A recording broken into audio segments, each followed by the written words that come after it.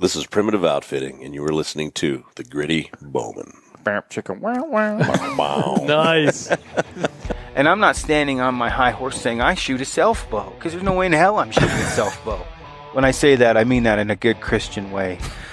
As far as Cecil goes with me, I mean, I could really give a crap about that lion too much. And all I was looking at was the tip of Aaron's arrow. And it was like this and this, and then it was kind of shaking, and then it went boom, solid like a rock. And I'm like, oh.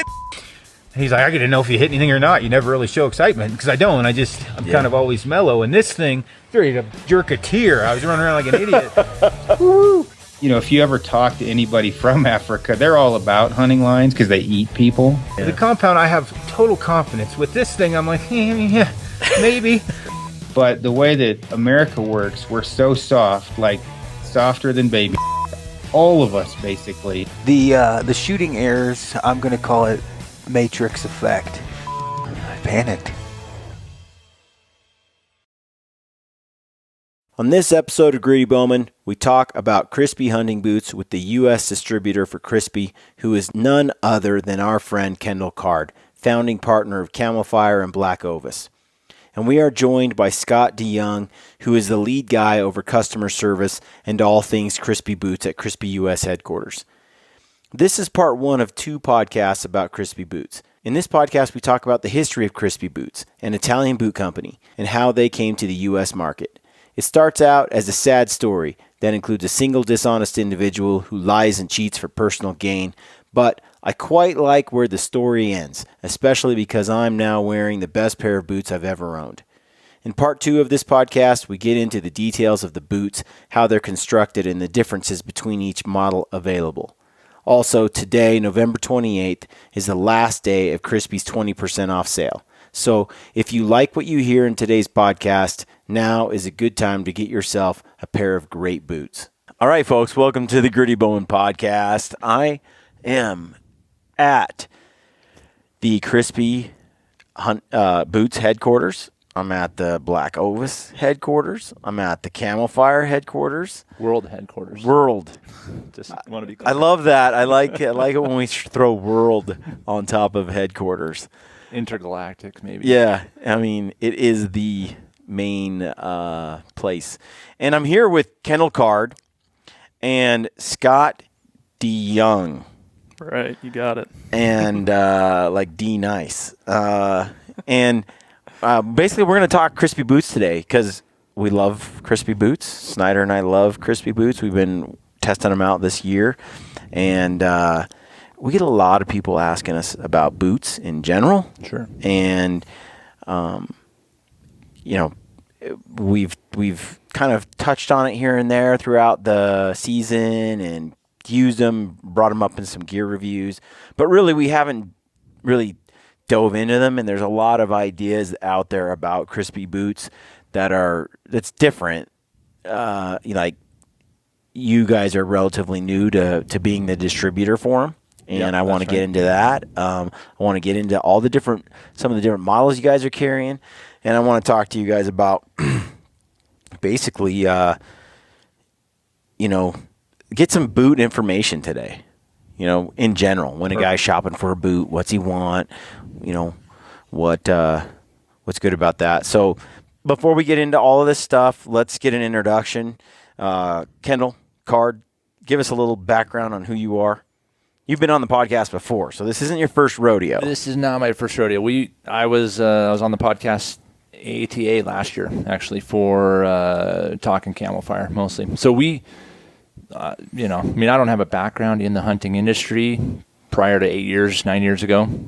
Came from the ski outdoor industry, climbed on mountains and skied down them and that sort of thing. So we got into the hunting industry, grew up hunting, kind of came back to my first passion. And, so we run Camofire, we run Black Ovis in partnership with Corey Jacobson on Elk 101, running the store. And Crispi just, kind of came along after that. We can obviously get into those details. But that's who I am.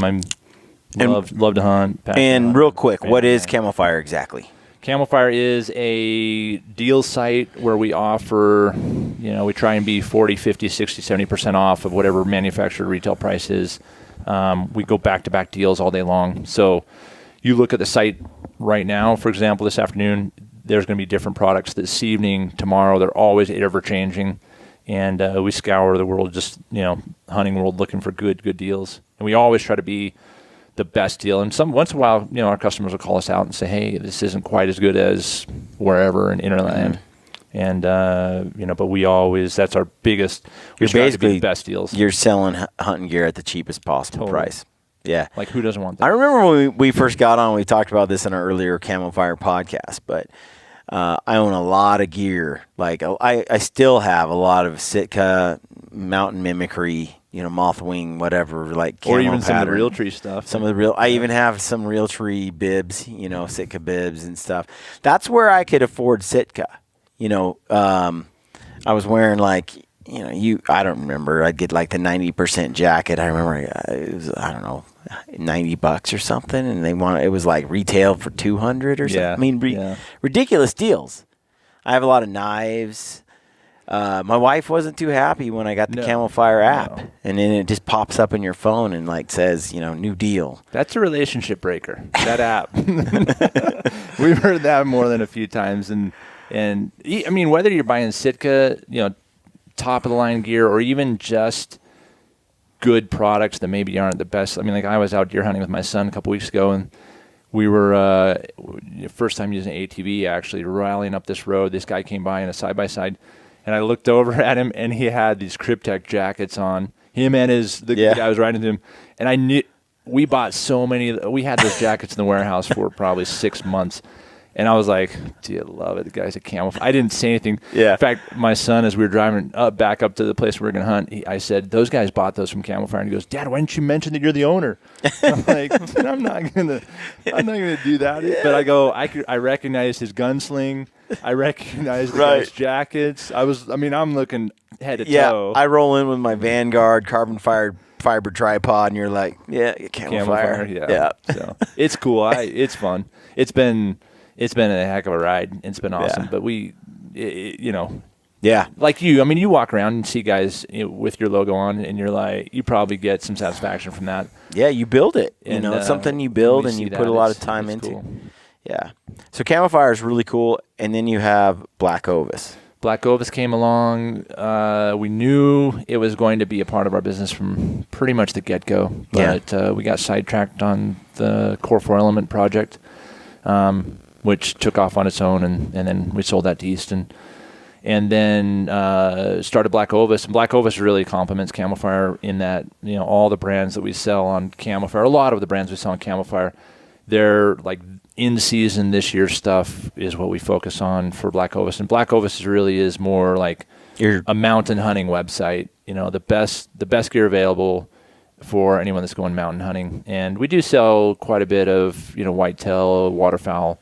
We just really aim to. So it's if you're Western, Western primarily. bias. But if you're looking for like solid gear, that's really the home for it. And Black Ovis it's pretty cool because just about anything you want, you can get there. With Camofire, though, you're talking about the deals. Totally. No, I mean, Black Ovis will run sales when we can and promotions and things, but it's more about getting the premier gear that you would need for, any type of hunt you're going to go on in Western U.S. or North America. Cool. So. And then we'll get into Crispi Boots here in a minute. Yeah. D Nice. D Young. Scott, what's your background? And tell us a little bit about you.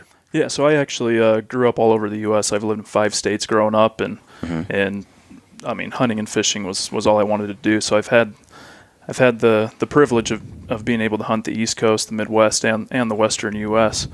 And I was actually how I got hooked up with these guys was I just barely graduated college and got married, and moved from Ogden, which is about an hour north of here, down to Murray, which is 10 minutes away from the headquarters. And I saw they were hiring for a Camofire position, so I applied for that and came in, and 3 interviews later, I got a position with Crispi. So you put him through the ringer. They put me through the ringer. The other thing too is I think you originally applied for the Camofire assistant buyer, and then I think I remember you sent me a text or maybe the second interview you said, so what exactly am I applying for? Yeah, I think the first interview was for a buying position. The second interview You'll was take the for, job we picked for you.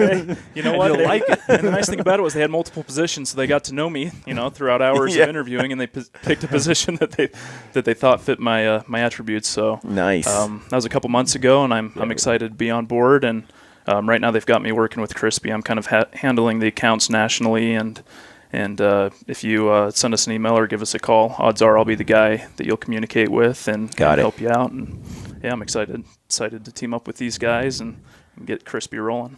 So on that note, Crispi Boots. I mean, you came to me, and we touched on this just a little bit, but you came to me over the summer, right? And I'm in Oregon City, and you're like, Brian, I'd like to come over and talk to you about these boots. And you were going from different bow shops and outlets, places where people would be able to, where you could, have some retailers carry Crispi. We were setting up dealers in the Northwest, and I was doing the road show. So you come to the house, and we sit down. We hang. I think we got lunch and hang out, and you show me the boots, and I look at them, and I'm thinking, dude, Kendall doesn't know this, but I'm a huge boot snob, and I hate boots in general. Like, there's not a boot I like, and I'm gonna have to break his heart and tell him I don't want to wear these boots because I've put on all these different boots, and I never really like them. And I had a Loa Zephyr that I had kind of narrowed it down to that I was wearing, but they were falling apart. And something about production in China. It was a great boot. Like, it felt great for me. That's a good looking boot. But it just, my first set I bought like 5 years ago was still in good shape, and I bought a newer pair just 1 year, and they ripped the first day. Returned those, got another one. They ripped the second day. I was like, well, there's some kind of production problem going on, and so there went my boot options. So I was like in the neighborhood for new boots, and I tried on some Masolos that I used for a while. Didn't like those, and then I went through a series of different brands, and I tried on every single boot at REI, every single boot at Cabela's, every single boot, and I just was really disappointed. So you give me the boots, and I'm thinking it's going to be the same old thing, and I put them on in the yard, and I'm like, hey, these feel pretty good, but I'm just wearing them in the yard, sure, right? Then you leave and go home, and you bug me for like a few weeks, like, I'm going to send you these boots, and I'm going to send you these boots, and I'm like, no, you didn't bug me. But I was like, okay, send me the boots. And so you sent me the boots, and then I put them on, and I was using them for just a week, went on a couple hikes, and I was like, these are really good. I can't believe it. I mean, blew away my expectations because they were I just didn't expect it. Right. And then, of course, you talked to Aaron Snyder about the boots. And this is just behind the scenes for people who don't really know that much about this whole thing. And Aaron and I have touched on it a little bit, but Aaron got the boots, and he got a prototype pair because he's been in love with and everybody knows this, he's been in love with the Scarpas for a long time. Yeah. So, we were talking. You were like, hey, I think that we can get a boot that you'll like as much or more than you do your Scarpas. So you guys did and the boots that you're bringing in initially as the distributor in the U.S., that line of boots is less of a mountaineering boot, more of a hunting type boot. Sure. Aaron wants mountaineering, like stiff, like ski boot style boot, right? So you guys go back to Crispi, get a prototype for Aaron. He gets it. We use it this season, and it's one of the most comfortable boots he's ever worn. It's still a prototype, and so you guys are still working on it, but Aaron just loved the boot. Absolutely loved it. So we're still waiting to see about that boot. And yeah, that one, so that boot, we're about 99% sure we're going to come forward with that boot. We actually built another pair for a guy in Montana that's been testing them, and he put them through the rigors, and he raved about them. Same thing as Aaron was talking about, how comfortable they were, how stiff they were, the flex, just everything. And this guy he's not like a professional hunter. He's just, he just really passionate, and he hunts with a number of people in the industry that names that people would recognize. So he sent us because he does some gear testing for a couple of companies, and he sent us a pretty awesome feedback and review that we were psyched on. So really, we knew we were going to go in that direction. We were really psyched to do that, but with Aaron's feedback and with Sean's, we started saying, hey, we know we're onto something, and Italy's 100% behind that, which is really cool. And they're, actually, it's funny you say that, because the first when we saw they have another boot similar to the one that Aaron got, and I said, hey, we need a prototype in this boot. Can we make a couple of tweaks to it? And the first thing that Simone said in the factory is like, well, that's a mountaineering boot. I said, I know. The guys we're building these for, want that style. And I think they're kind of getting their head around, like, really? The North American hunter, wants maybe a mountaineering influenced boot. And absolutely, there's guys that do. Me personally, I've done plenty of mountaineering, and I don't want to wear those boots when I hunt. Me either. Yeah, but that's why. But anyway, so that boot, we're very confident we're going to come forward with. I'll be in the factory next week. Mark and I are going over there, and we're going to talk about the final build on that. We've got another prototype that Aaron's going to get here in the next week or two. A couple of tweaks we made to it on the sole, and a couple of. We wanted to put some baby blue tone on there for Aaron, because he really likes those colors. Yeah. Maybe a little fuchsia or something, because Ave, like pinkish. Got to give him something to talk about when he goes into RMS over there in Denver. But no, so we've got 3 more kind of the next level prototypes coming for Sean, and then a guy Adam Bozeman as well. So I got the Summits. Yeah, you did. Yes. And they're, for those that are watching on the podcast, they're not as stiff as a full leather boot, right? Which really suited my style, because I like a very flexible boot, yet it's stiff and not flexible. I mean, it's just sort of this perfect combination of just incredible boot for me, and not heavy. I mean, I absolutely cannot say enough about this boot. In love with this boot. And no heel rub, nothing uncomfortable. I'm carrying heavy packs. Aaron and I were all over Canada, Colorado. Yeah, we Canada, Colorado. We were all over this year, and especially that first Colorado hunt was up and down, steep terrain, rugged, wet. It was cold. It rained. It snowed on us like the first 2 days, and it's still like August. But this boot was awesome. And then I also have the Nevadas, and they're this one right here. Yep, they're a full leather upper, and Duran. I mean, this is kind of like, to me, what a lot of my hunting buddies are like. Classic, dreaming of, right? Like, this is the full ran. Yeah, and that's got a different midsole than obviously you can see that on the side. Yeah. The midsole area here is different than what you have on the Summit. Yep. So I wore them both, and I wore this one, wore them both in rugged conditions. We used them up there in northern Idaho, right on. You're talking. It's where I shot the wolf, right? You're real close to Canada.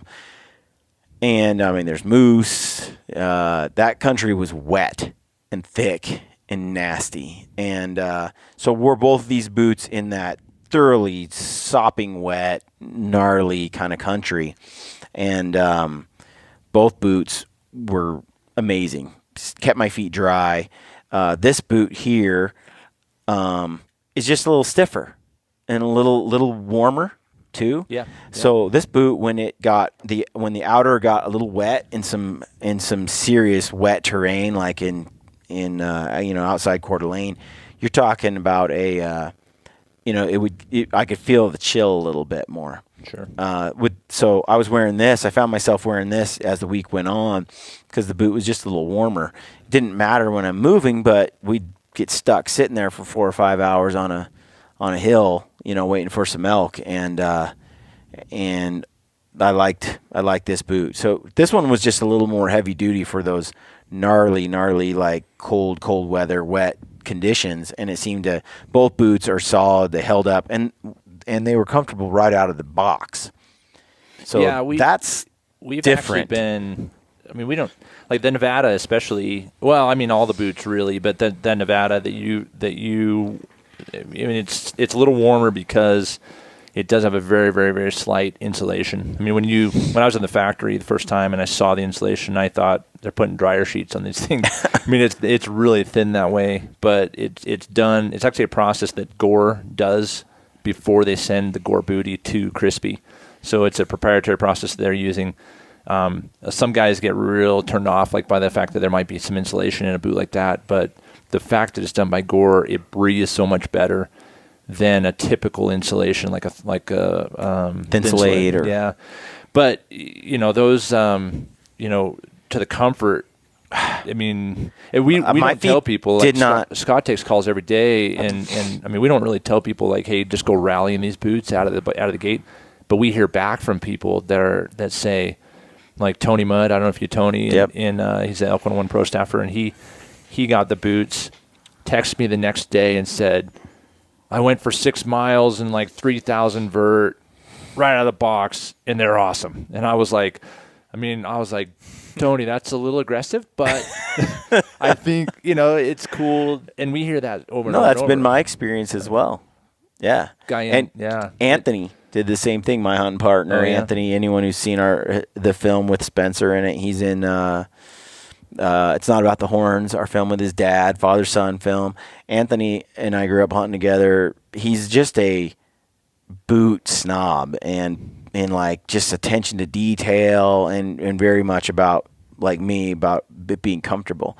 And we have very different taste in boot, right? And fit and feel. But Anthony got a pair of, I think it was the Nevadas. He got the Nevada, and his son actually ended up with a pair of Hunters. Yeah, and he's like, Brian, out of the box, and he's, I'm not trying to disparage other hunting boot companies that are out there, but he's been a Kenetrek guy forever, and same with my cousin Ben, and they're getting the Nevadas, and Anthony's like, my favorite boot. Anthony wore the Mendels for a long time. Yeah, that's what he told me. And he's like, hands down, these are better. So that's pretty cool. And for that feedback to come as quickly as it did, and Anthony's like, he doesn't care if the boot's free, if it's $500. He's gonna. It's about it, how it feels. Oh yeah. It's got to work, and it's got to be amazing. So. Then we've recommended the boot. All the guys at Hush have been using the boots.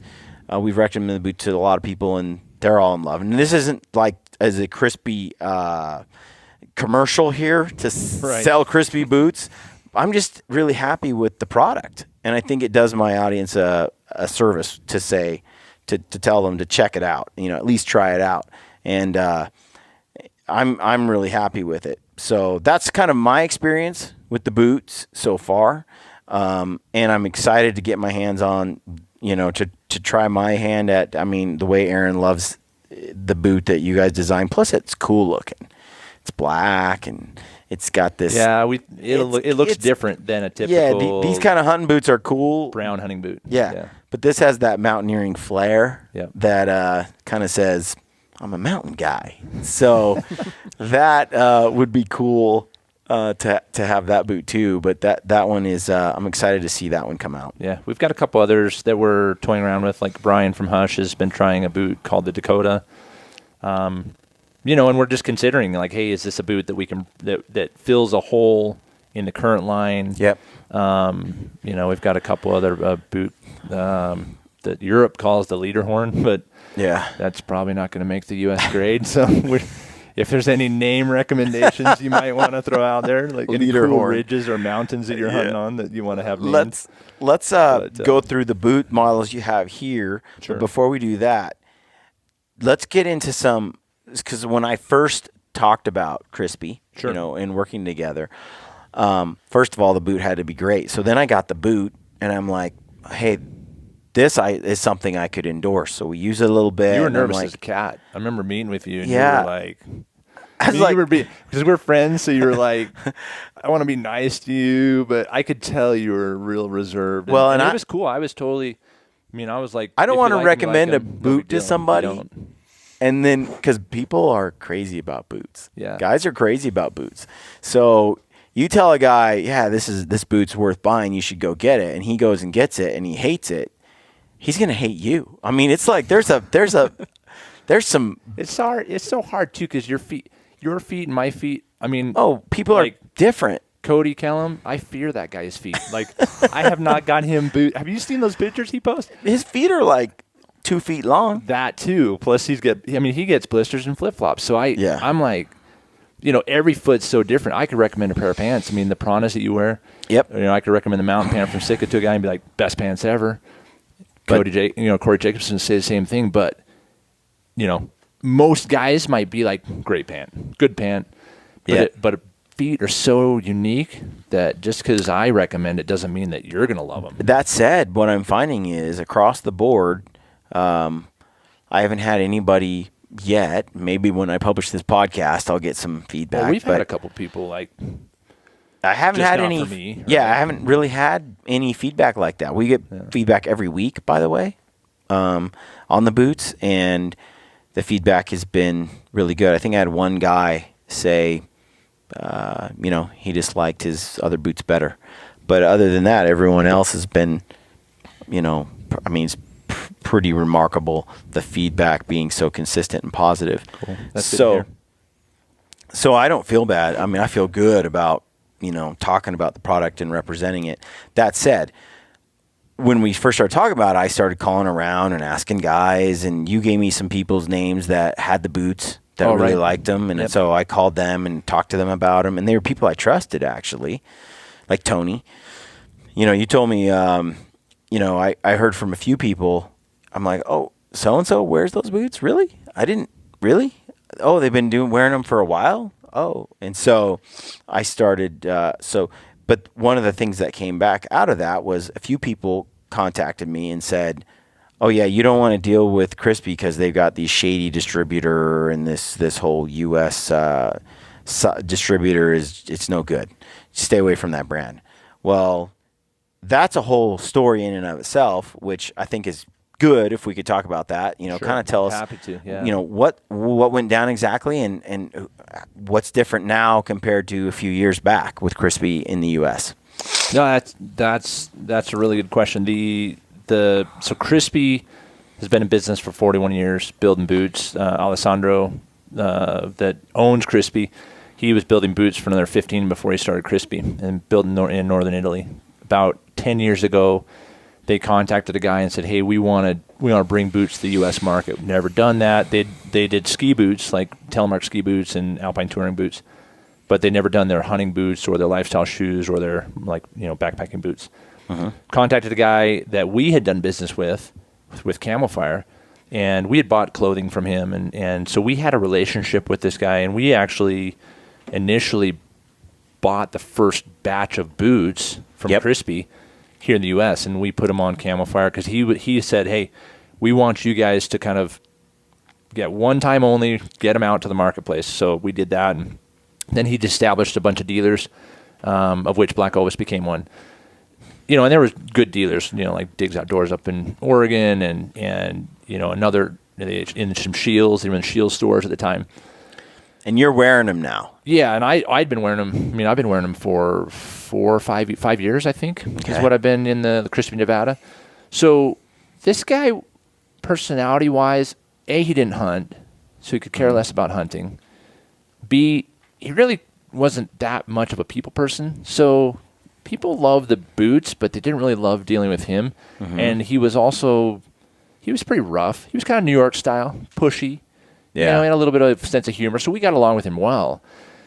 Well, anyway, fast forward to a little over 2.5 years ago, we asked for, our order didn't ship. We'd ordered a number of boots, asked him to ship them. He came back to us and said, hey, your boots, for Black Ovis didn't ship. We're not going to, I can't fill your order. I said, what do you mean you can't fill our order? He said, well, I'm on prepay terms with the factory in Italy, and he kind of played it off like, oh, Italy's holding me hostage. I know the whole story now, having been over to the factory twice and dealing with Italy for the last 2 years. What happened is he said, hey, if you guys will prepay for this order, and it was a sizable order, I will, I'll get these boots and we'll have them by hunting season. And, we knew how good the boots were. The people wanted them. Mark and I had done business with him in the past, so we said, let's go ahead and prepay for these boots. It's not entirely uncommon, for a dealer to do that, if you're committed to a particular brand, and that's the only way to go. He came back to us the next week and said, hey, I've got, Bob Ward's, and I've got, these other stores that also want to bring in boots. But and he's like, will you guys lend me the money towards all these POs? And it was kind of like, all right, this is a little weird, but yeah, I mean, he promised us a little bit of return. So it's like, all right, if it means we can actually get our boots and, all these other distributors, all these other dealers get them. Long story short, we lent him money and the boots never materialized. We waited 60 to 90 days for the factory to get them here. Started asking him, hey, where are our boots? Where are they coming? He started evading us, and sooner or later it's like, no boots, no money, no contact. It was awesome, right? Like that's the dream, right? You should have Snyder go visit him. I should have had Snyder visit him. In fact, the guy lives in Bend, Oregon. We could go after him together. But I was in Bend this summer and thought maybe I should drop in and say hi to that guy. Just knock on his door. But no, it was a substantial amount of money. I mean, it had some materials behind it. Yeah, that is more than brutal. $20, but it was so it was personally for us it was like, what the heck. So I actually, after we had no contact with him, he told us, hey, I'm in Italy, I'm sorting it out, the Italians are on vacation. Lots of excuses. So I called Italy and said, hey, where are our boots?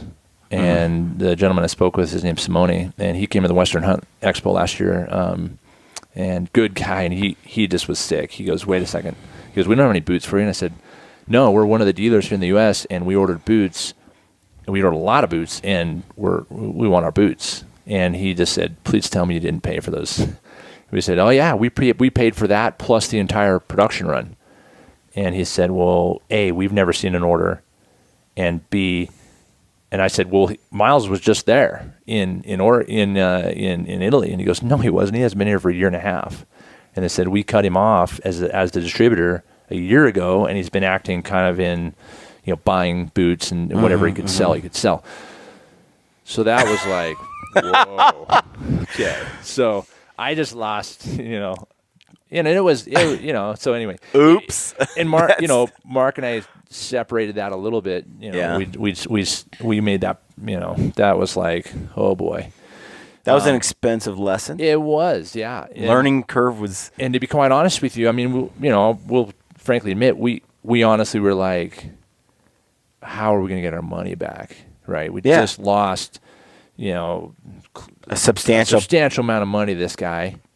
We filed a judgment against him, but so what? If I go fight this guy and sue him or whatever, I'm just going to waste my time and energy, and I'll never see anything. It's worthless. There are people who are judgment proof. Totally. You could sue him for it what? Doesn't matter. He did, So we, it's this happens unfortunately to a lot of people. I've learned with contracts and agreements. I mean, for the most part, they're only as good as the person's word behind it. Because at the end of the day, it takes money to enforce any kind of contract. Oh, yeah. And then it takes more money to, once you win some sort of judgment, to bleed it out, to get the money from them. Yeah. And it's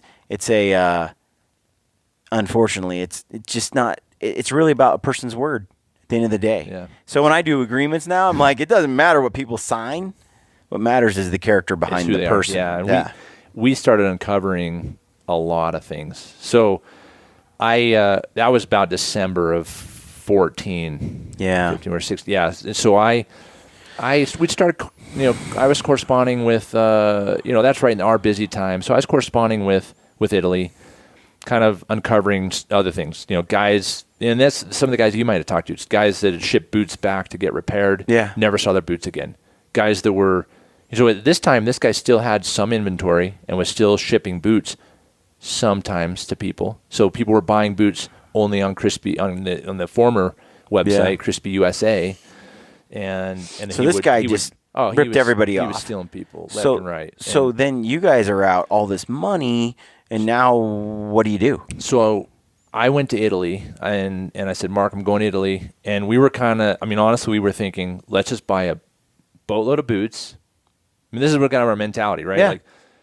Like open kimono here. We're like, I'm opening the. This is we're laying it all out there for the public here. We just said, hey, I'll go over to Italy. And in the back of my mind, I'm like, we might have an opportunity here because they're going to need a distributor. Sure, this brand may have a little bit of a tainted past with this guy that we're reeling from. Went over and thought maybe we could just buy a ton of boots, bring them in because nobody had them at this point. Very few people did. And we can be, we'll sell them, make our money back, and be done with it. Yeah.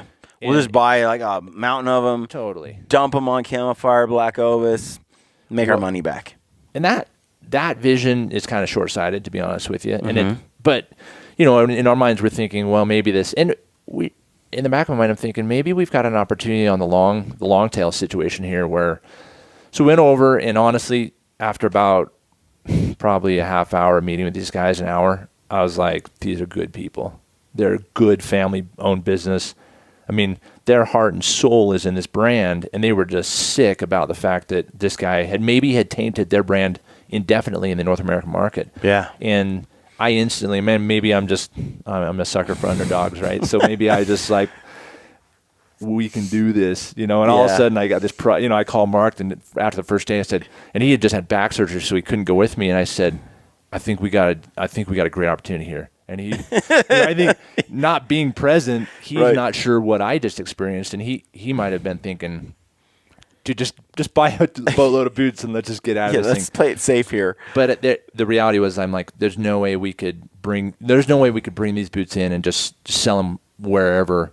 Like there's something bigger at stake. So kind of create a relationship. And I came back with no promises from them. And it was simply just, I said, I'll go back there and I'll be your liaison. I'll help you. And we had no promise that we were going to become the distributor. We had no guarantee of anything. But they started getting emails from people. Hey, I got a boot that leaked. I never got my money back. Hey, I'm a shop that sent 20 boots back to this guy, and he promised me a payment, and he never sent payment. Yeah. I mean, You get creative on how you could rip someone off. This guy did it. And I spent about 8 months. We shut down his website. We got that shut down, which he hadn't paid the bill on for 2 years, the hosting bill. I mean, we had, all sorts of people that we basically did all this work trying to really gain the trust of Crispi Italy and taking care of people. And we actually ordered in, I don't know, it was probably 250, 300 boots with the sole purpose of just getting people boots, taking care of warranty issues, and renewing the opportunity. That happened under the other guy. So that was April 14. We went over in December of 14. December of 15. So that's April 15. And we firmed up the right to distribute. And they really kind of, we really had to earn their trust. And because their trust had been broken with this previous guy. And then consequently, I think based on our reputation, the way we've done business in the past with Camofire and Black Ovis, people knew who we were, knew that we were very passionate about hunting and the hunting industry, and also that, our word could be, in stone and trusted. Yeah. That said, we've had, there's been a number of dealers that are like, wait a second, this isn't my first rodeo. Yeah, I've done Crispi before. Yeah, so we've had some hurdles to overcome, but it's, all in all, we've had the guys. I mean, that show last year at Western Hunt Expo, there was a guy that came in to see. He saw that Crispi had a booth there, and he was thinking in his mind that guy from the past was there, and so. I mean, that guy came in with two buddies next to him, and I think he was looking for He's ready to roll. He was looking for a fist fight. And Mark was in the booth, and Simone, and he's just a smaller guy from Italy, and he was like... And there's some hostiles right here, 12 o'clock. He came in hot, and he would... Because the guy had stiffed him for $400 for a pair of boots. Yeah. And, we basically, when we got the factory with us, and we have all their confidence, and we were just like, well, what boot can we get you in? Let's take care of you. And the guy was just like, whoa, like I can't believe you guys are going to do this. And and that's been fun. Yeah. And, being able to gain confidence. And Scott's done a really good job of the day-to-day working with people and gaining confidence when they call in or when they email. Right. It was an interesting road, and I don't think we're out of the woods yet entirely, but I think over the last, since last December, we've probably warranted boots that we shouldn't have warranted that have like 2.5, 3 years old, or guys that, I had a guy just a couple weeks ago that came out of the woodwork and said, hey, I just had given up on it. The guy, stiffed me for 2 pairs of boots. And said, hey, we're just gonna trust that you're being honest with us, and we got your back, so we'll take care of you. So it's been a cool recovery story experience. Yeah. Not so much on the losing money we invested in boots that we never got. Yeah. But in the long term, we've got a really cool boot brand and a company that's working with us in embracing the hunting market. They've always been a hunting boot company. Well, and I'm seeing Crispi now in all my favorite shops that I go to. Yeah. It seems like there's most of the dealers or the bow shops and stuff that I'm aware of are carrying Crispi. And still got a few holdouts. We're working on but those it's guys. pretty cool to see, all across the board, and then seeing guys post about them more regularly. It's neat. It's very new. That's still. been rewarding, yeah, for sure. I mean, under you. It makes me nervous a little bit.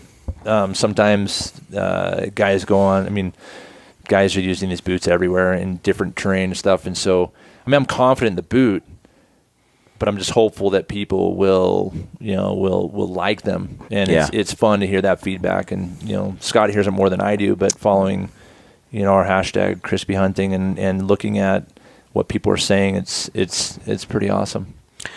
Scott, what are you experiencing on the phone? And well, you're dealing with returns and make a long things like story that. short, that's basically why they brought me on.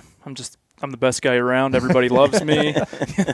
No, Dude, he was hard to get. So he had a choice between, like, he had a possibility. Well, now he had just gotten married, but he had a possibility of going on 16 or 18 weeks of hunting trips, filming, or come to work here. And I honestly, when you left on that trip, he went to Canada to Alaska, and I was like, he's going to come back and be like, sorry guys, I'm out.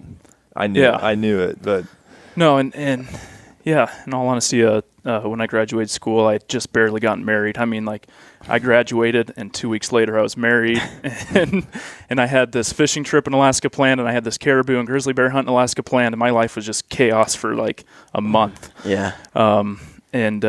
And I did have an opportunity that was kind of on the line to host a television show, a hunting television show, or come on with these guys, and I wasn't too sold on one or the other until they had told me the story about the past of Crispi, and I thought this would be an excellent opportunity for me to kind of jump on and help patch things up. And people have a bad taste in their mouth from the past when they hear Crispi Boots, and totally understandable. I mean, right. We understand their point of view, and it's been really fun to work with Kendall on patching up these relationships and helping Crispi get the name that they deserve. Because the Crispi Italy guys, they're studs. They're just great people, like Kendall said. So it's really good helping patch up the Crispi name, and I actually look forward to it when I get an email from a guy who'd had bad experience. It's kind of fun working with them and letting them see who we are, who Kendall Card is, who Mark Strickland is, who Scott Deyoung is, and we're not what there was 3-4 years ago. As far as returns and stuff, and what are you guys dealing with, like return rates and things like that? Like how Crispi, that's a good question. Crispi has less than 1% return rate. And it's like Mark had said earlier, it's like tires, man. Every once in a while you get a tire that the sidewall blows out or something. I'd be lying if I said every boot we send out was perfect. There's production issues. Even Anthony. Anthony got a boot that, and I'll pick on Anthony a little bit, but the guy was microscopically looking at the rand, and he. This story's very familiar. He sent me. I think I told you. He sent me a picture of it. I said, "Dude, send me a picture of it. I need to see this."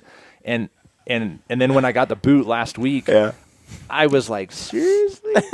But, then other parts started coming off. On I this told Colorado you hunt, that you saw the boot. It took me a while to figure out what the defect was. I told you, like, Anthony is just about his boots very particular. Yeah. And he has returned boots. He's been that guy. He's that guy that, the boot company is just like, for real? Seriously? That's a problem? But when Anthony buys a pair of boots and he pays a lot of money for them, he wants them to perform. And we expects understand them to perform. So, we have a 1-year warranty on any manufacturer defect. And we have 2 facilities that facilitate repairs for us. In fact, one of them is Seattle, one of them is here in Utah. We tend to prefer the one in Utah because the other thing is there's a guy named Ross Sevi, Switchback Outdoors. Yep. You may have seen him. He has one of the older pair of Nevadas that has a different midsole. Yeah. So this guy down in Central Utah, he has the actual sole and midsole that we import from Crispi, so that he can resole boots with the Crispi factory sole and midsole. Okay. So, and this guy is I just got a text from Anthony today. He dropped the boots off a week ago Monday. I think when he was coming through, or he dropped them at my in-laws down in Utah County. And he just sent me a text and said he got the boots back today from getting repaired. So the turnaround is really good. And the guy that does our boots. I think he resold the boots and got them out the door in 2 business days. Yeah. So that's pretty That's good. awesome. Yeah, again, Scott at Gary's Shoes, and they're one of our dealers. But yeah, if issues do come up, I mean, that's what Scott and I do. Scott more than me, but we have a pretty high tech way of testing boots. The awesome thing about Crispi is they are completely made by hand in Italy, which it helps us control the quality of the product. But people are people, and they're going to make mistakes every now and then. There's a guy putting on the ran. There's a guy putting on the sole of the boot, and it doesn't happen as often as it would if they were mass produced. But sometimes mistakes are happen. Like Kendall said, less than 1% return rate. So we understand that, and we're more than happy if there is a manufacturer defect in our product within the first year. We will cover the repair costs. We'll replace the boot if needs be, depending on. If we can repair it, we want to get it repaired. We want the guy, he's already broken in the boots. Yeah. We want him to have that same boot, but if it needs to be replaced, we're happy to do that as well. Yeah. So. Yeah. But yours you haven't Dude, put I yours have under the microscope beat yet. the tar out of my boots. Have you? I mean, I've been none too kind to them. I've used them and abused them, and they're still in great shape. So Boots are that we talked about this before, but boots are the most, well, probably if not the most, outside your weapon, it's probably the make it or break it item. Yeah, you could. We could all kill stuff in jeans and t-shirts. We'd be a little uncomfortable if the wind came along or rain came along, but footwear is so important. But it's that one piece that guys don't take care of. I personally, my boots still have caked mud from almost a month ago in Idaho. They're just kicking in my garage, and I just have to get around. Honestly, Kendall, don't really know what to do to take care of a boot. People say put snow seal all over the outside of them, and other people say don't do that. It ruins and they can't breathe, and you get like, they already are waterproof. Why are you doing this? And then oils, and don't put them on. They're bad for them. Put them on. They're good for it. It's like, it seems to be pretty broad. So it's not because I'm lazy. Well, that's mostly it. But I mean, if I kind of knew better about boot care, I'd probably do a little bit more to take care of them. I care more about fashion, so I do like hose them off so they look clean and nice, presentable. Yeah, for the next kill opportunity. Right, but I don't go out of my way to like oil them up or I don't know, like take care of the leather or anything like that. And that's a whole nother podcast, I think. And without going into those details, we can talk about that sometime. But Zach Bohe and Matt Elliott with the Hunt DIY. Yeah. Matt did a really cool. He did a great video on it about boot care. It's on the Western Hunter blog, and then we posted it on CrispiUS.com. And that, like, I wish every guy that had our boots, or any boots for that matter, would watch that and at least follow that once a year. He does a really good job. So yeah, that's a video we're checking out for boot care, and we can elaborate. There's plenty of tricks and tips on the boot care side, but the reality is most of us are pretty lazy when it comes to our boots. Yeah, we just don't. We'll baby our rifle and our bow, but some people do. And our flat rim hats and stuff. Our ball cap. We have. I don't take care of those either. We have special cases for our hats to travel, but our boots just chuck them in the back of the truck and roll. Right. That said, so tell me about the different boots. Let's just we talked about this earlier, that there's kind of a family or style of, there are a few boots that fit into a certain kind of family. Sure. Tell me about that. This is the end of part 1 of this podcast. Check your podcast library for part 2 of the Crispi Boots podcast, where we get into the nitty-gritty details of each available model of Crispi Boots. Okay, Gritty friends, I hope you enjoyed that podcast. If you did, please take a moment to leave us a review on iTunes, Podbean, or Stitcher. We love reading your reviews. And connect with us on social media if you're on there. Look us up on Facebook and Instagram. And take a moment to subscribe to our YouTube channel so you can receive notifications when we upload new videos. We've got a sweet deal with Mountain Ops. You get 20% off on all Mountain Ops supplements, combo packs, and apparel when you type in the word Gritty at checkout. If you're a hardcore elk hunter, or you want to be, go to the Elk 101 website online and check them out. Our friend Corey Jacobson is killing it with some of the best elk hunting information and entertainment on the web. All right, friends, let me leave you with one other quote from Theodore Roosevelt, who said, "It behooves every man to remember that the work of the critic is of altogether secondary importance, and that, in the end, progress is accomplished by the man who does things." We all have a choice.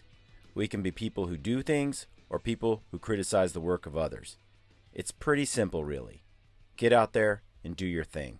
Good luck on your hunts, and stay gritty.